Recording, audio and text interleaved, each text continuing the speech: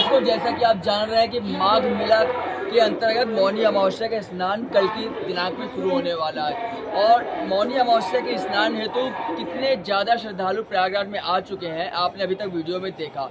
मौनी अमावस्या का स्नान दान और किस तरीके से इसको करना चाहिए वो आप पुण्य के भागी हो, इसकी जानकारी लेने के हम आ चुके हैं स्वामी श्री महंत अमृतदास जी महाराज के शिविर में, जो कि हमारे साथ विराजमान है। हम जानेंगे कि स्वामी जी से कि ये क्या मौनी अमावस्या पे इतना खास क्यों होता है, इतनी भीड़ गंगा किनारे क्यों लगती है। स्वामी जी सबसे पहले आपका बहुत बहुत स्वागत है। नमस्कार।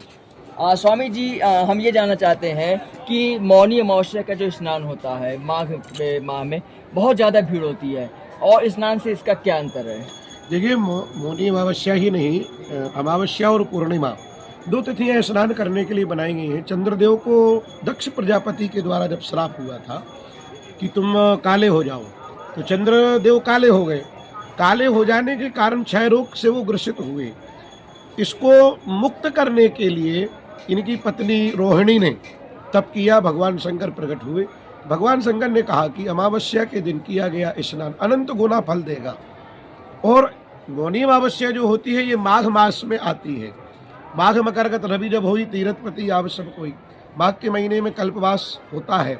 कल्प के दो अर्थ हैं, एक कल्प समय की गणना के अनुसार देखा जाता है और एक कल्प का अर्थ होता है बदलाव।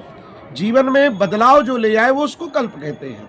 तो मौनी अमावस्या जो है ये अक्षय पुण्य को प्रदान करने वाली और अक्षय पापों को नष्ट करने वाली होती है।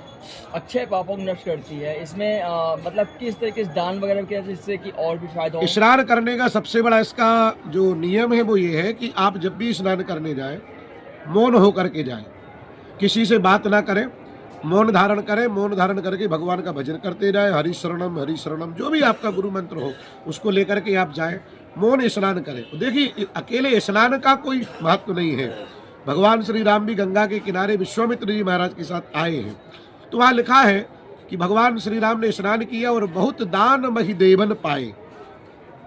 तो ब्राह्मणों को और जो प्रयागवाल हैं इनको दान देने का विशेष महत्व जो है स्नान के बाद होता है।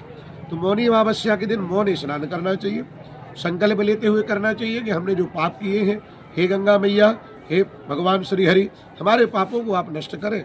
मौन होने का मतलब है कि आप दुनिया की बातें छोड़ करके मन में भगवान का भजन करें और स्नान करने के बाद जो आपकी क्षमता हो, वैसे तो दान अधिक से अधिक देना चाहिए और क्षमता जो भी आपकी है, एक मुट्ठी, एक कुंटल, 1 रुपया, 1 लाख, जो आपकी क्षमता है उस हिसाब से आप जो है दान दीजिए। स्नान के बाद दान का महत्व है, बिना दान के स्नान का कोई महत्व नहीं है।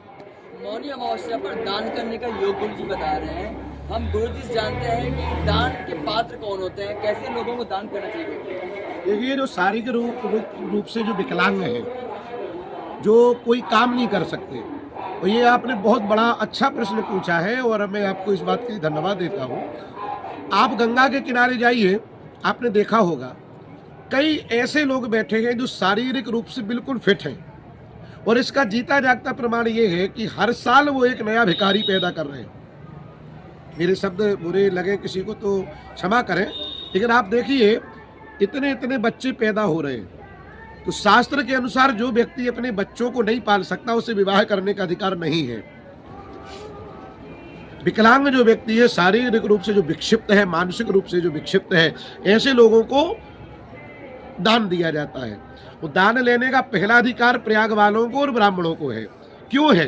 क्योंकि ब्राह्मणों के लिए दक्षिणा बनाई गई और दक्षिणा बना करके कहा गया कि भाई और तो कोई कर्म है नहीं जिससे धन आए, बिना धन के तो काम चलेगा नहीं। तो ब्राह्मणों के लिए दक्षिणा बनाई गई और साधु संतों के लिए दान बनाया गया। तो दान जो है ब्राह्मणों को भी दिया जा सकता है, साधुओं को भी दिया जा सकता है और विकलांग लोगों को दिया जा सकता है। लेकिन मेरा मानना ये है, ऐसे लोगों को दान बिल्कुल नहीं देना चाहिए जो शारीरिक रूप से हृष्ट पुष्ट है और बच्चे पैदा करने में सक्षम है। वो हर साल नया बच्चा पैदा करके लाइन लगा के उन बच्चों को भी भीख मंगवा रहे हैं। ये भीख जो है, ये भीख को बढ़ावा देने वाली बात है। तो जो हकीकत में पात्र है उन्हें दान दीजिए, ऐसे लोगों को बिल्कुल मत दीजिए। इनको शिक्षा दीजिए, इनको पढ़ने की का मार्ग बताइए, परंतु इनके हाथ में पैसा मत दीजिए। तो दर्शकों, आप देख रहे हैं कि ये स्वामी गुरु जी थे जो बता रहे हैं दान का महत्व। दान के पात्र कौन है, उन्हें दान देना चाहिए। ऐसे लोगों को दान न दें जो कि नहीं। अपात्र हो, जो उसके योग्य ना हो।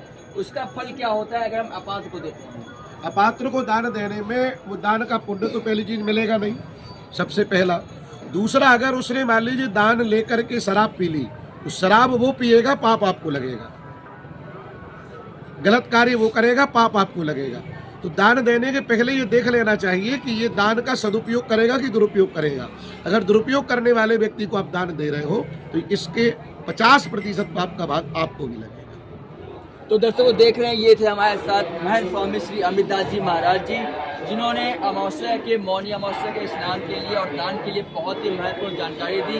उन्होंने बताया कि किस तरीके से दान का पात्र और अपात्र कैसे होते हैं, आपके दान को कैसे स्वीकार किया करता है ऊपर वाला।